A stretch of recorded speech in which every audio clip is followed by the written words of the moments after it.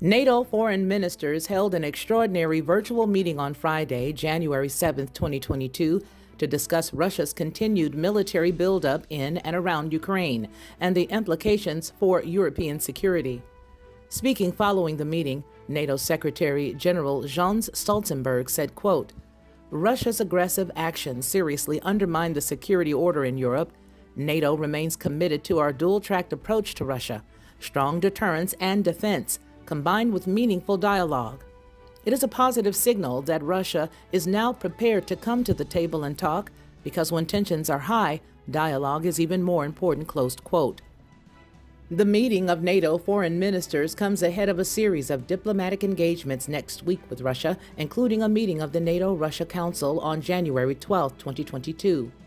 The secretary said, quote, "We are always ready to listen to Russia's concerns, and NATO will make every effort to find a political way forward.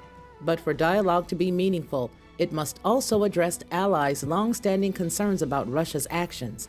It must be based on the core principles of European security, and it must also take place in consultation with Ukraine.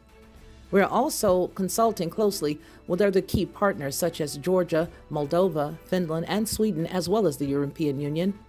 At today's meeting, ministers stressed that any further aggression against Ukraine would have significant consequences and carry a heavy price for Russia.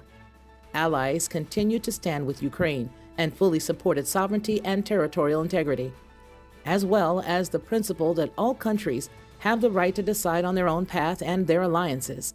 At his press conference, Mr. Stoltenberg made clear that NATO will always take the necessary steps to protect and defend allies, including by strengthening collective defense as necessary. For Headlines with a Voice, this has been the Lockhart News Brief.